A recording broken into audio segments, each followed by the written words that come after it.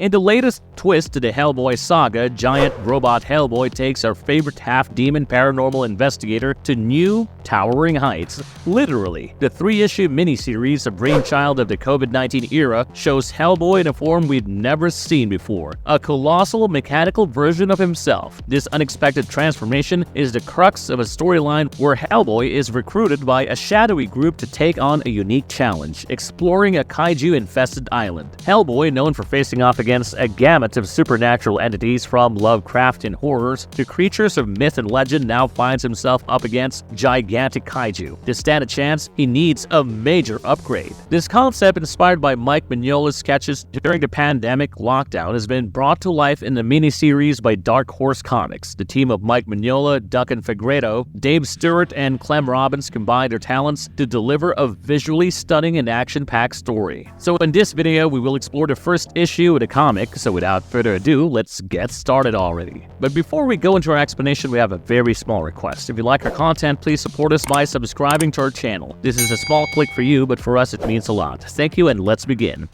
Go for giant robot Hellboy. We begin in London. Hellboy roams the streets when he hears the telephone ring in a phone booth. He picks up the phone, but someone named Joe on the other side of the line apologizes for what's to come. A man shoots Hellboy with a dart and he goes down without any struggle. A van stops and Hellboy is picked up by robots and put into the van. Things do not look good for our adorable giant Red, as he is taken to a seemingly abandoned warehouse. The perpetrators, a man and a woman, were surprised that the plan actually worked out. It's not before long that Hellboy is hooked to a chair, about to be subjected to some sort of augmentation, but of course without his wishes. Meanwhile, a supermassive delivery is made to an unnamed island somewhere on the eastern coast of Africa. The man, Sam, calls a girl named Jian who was on the island, and she was to unleash whatever was present inside this delivery. You see, Hellboy's mind was connected to a giant Hellboy-styled robot, and this is what the payload was. The giant robot Hellboy was stumbling on the island like a drunken sailor. Clearly, the cerebral link between Hellboy and his robot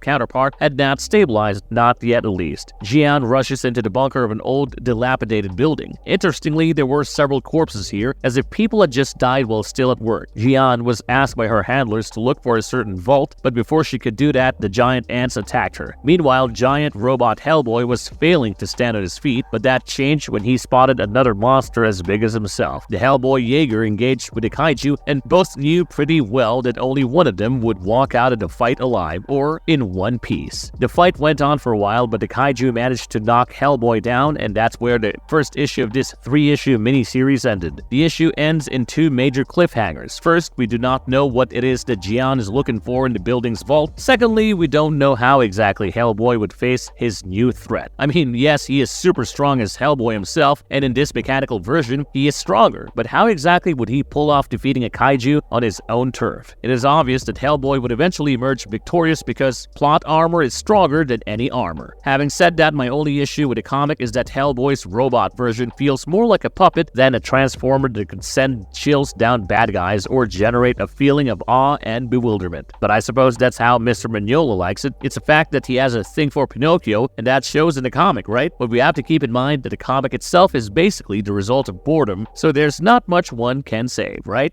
Marvel's verdict. Giant Robot Hellboy Issue 1 is absolutely one of the most unique chapters in the Hellboy universe. Duncan Fegredo takes the artistic helm, coming out as the spiritual successor to Mignola's signature style. His intricate inking captures every detail, from the grimy streets of 1960s London, replete with vivid posters and litter, to a monster-ridden secretive island. Fegredo's talent shines in his depiction of varied landscapes and complex machinery, especially when it comes to rendering fearsome creatures. The transformation of Hellboy into a hulking metal giant is further brought to life by Dave Stewart's coloring skills. The contrast between the vibrant hues of the scientist's attire and Hellboy's own natural tones against the inky, mute backgrounds is commendable. Clem Robbins' lettering, straightforward yet effective, complements the visuals without distracting the reader. His flair for onomatopoeia adds a dynamic layer to the action-packed sequences. However, Giant Robot Hellboy Issue 1 leaves readers hanging just as the story heats up. It skillfully blends action, mystery, and Hellboy's trademark dark wit, but remains tight-lipped about the secretive organization behind Hellboy's robotic transformation. This narrative shift from battling occultists to being a science experiment does feel like a breath of fresh air. The comic pays homage to the classic Showa-era Godzilla, offering Mechagodzilla-style excitement, but leaves many questions unanswered. The issue wraps up somewhat abruptly, yet its intriguing premise and unique take on the character make it a compelling read, setting the stage for an exciting continuation. We would be covering the next 2 issues as and when they come out, so I'd request you to stick around with us. We're also covering a lot of other ongoing comics like Aliens, Descendants, and Predator vs. Wolverine, so you know what to do with the subscribe button. We'll see you on our next video.